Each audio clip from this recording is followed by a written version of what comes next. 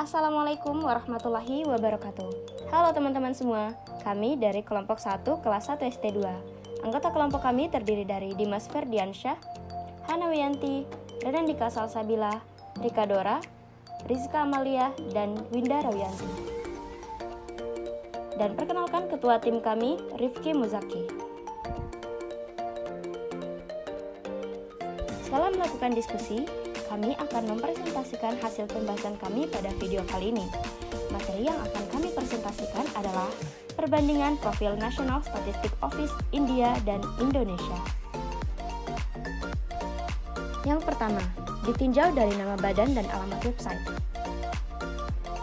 Badan Statistik di India dikenal dengan Ministry of Statistics and Program Implementation atau MOSPI, dengan alamat website www.mospi.gov.in. Sedangkan di Indonesia dikenal dengan Badan Pusat Statistik atau BPS, dengan alamat website www.bps.go.id. Aspek yang kedua yaitu ditinjau dari posisi dalam pemerintahan. MOSPI memegang posisi sebagai kementerian di pemerintahan India, sedangkan BPS memegang posisi sebagai lembaga pemerintah non-kementerian yang bertanggung jawab langsung kepada Presiden. Yang ketiga, ditinjau dari struktur organisasi.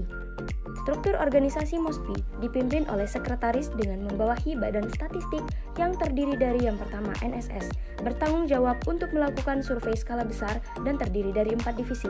Yang kedua, CSO, yang terdiri dari divisi National Accounts, Social Statistic, Economic Statistic, and Price Statistic. Yang ketiga, Direktur Jenderal CNA yang memiliki 5 divisi, dan badan yang keempat, Special Secretary and Financial Advisor yang membawahi divisi Finance Wing yang dipimpin oleh sekretaris tambahan dan penasihat keuangan. Sedangkan struktur organisasi dan tata kerja BPS terdiri dari yang pertama, diketuai oleh Kepala BPS yang membawakan Pusat Pendidikan dan Pelatihan, Sekolah Tinggi Ilmu Statistik, Sekretariat Utama, Instansi Vertikal, serta 5 deputi bidang dan Inspektorat Utama. Sekretariat Utama terbagi menjadi 5 divisi, yakni Biro Bina Program, Biro Keuangan, Biro Kepegawaian, Biro Hubungan Masyarakat dan Hukum, serta Biro Umum.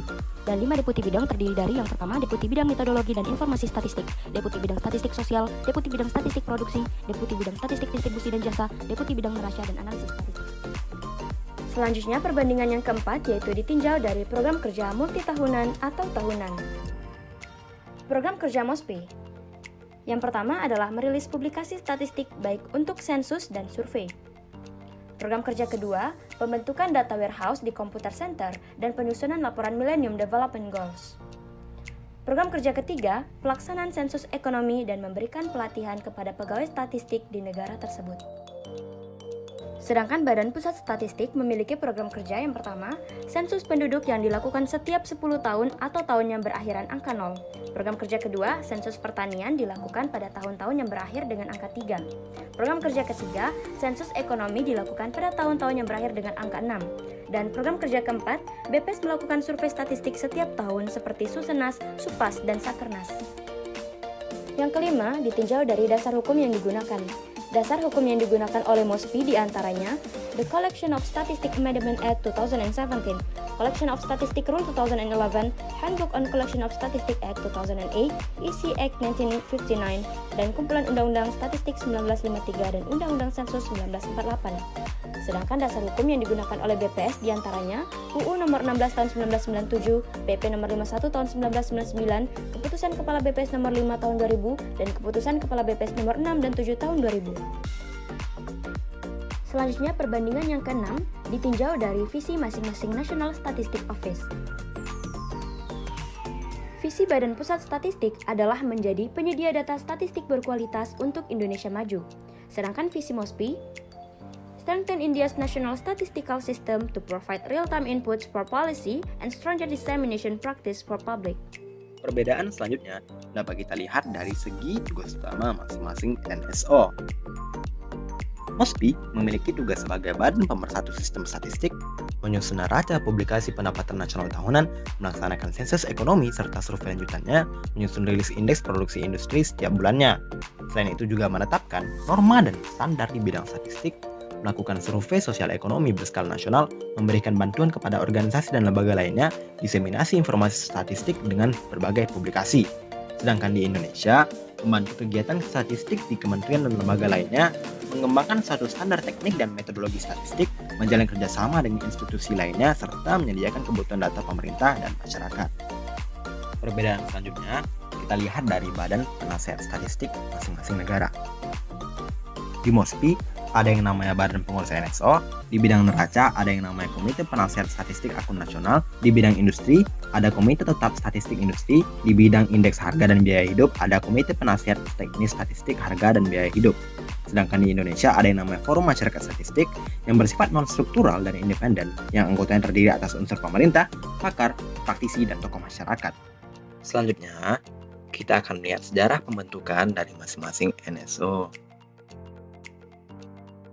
Sejarah MOSPI dimulai sebelum India merdeka dengan pengaruh penjajahan Inggris. Pada tahun 1862 dibentuklah Komite Statistik.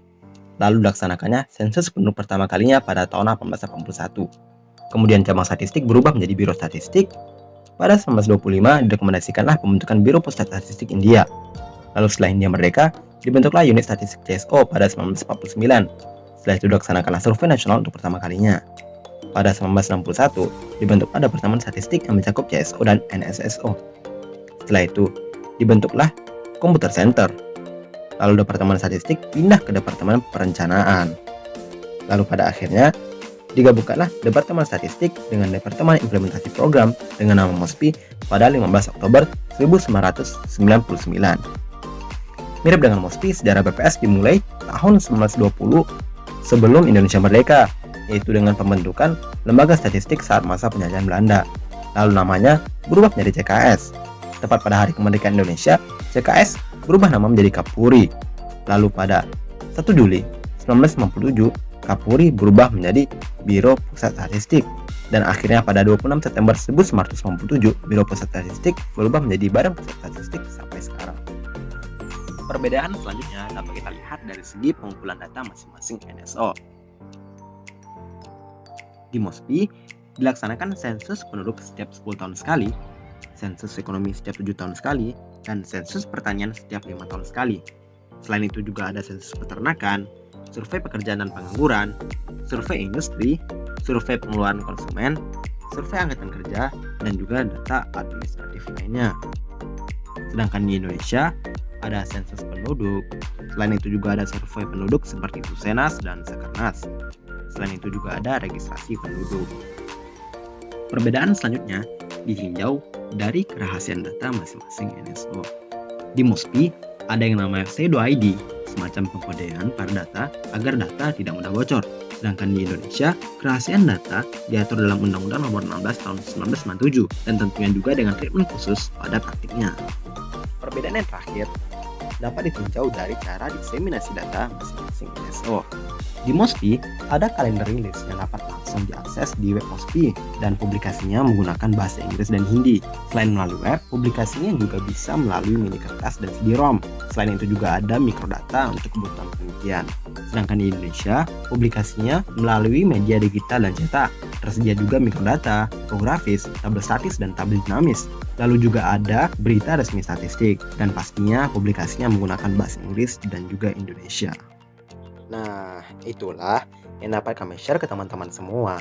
Semoga dengan video ini, teman-teman dapat lebih mengetahui perbedaan antara MOSPI India dan juga BPS-nya kita. Terima kasih.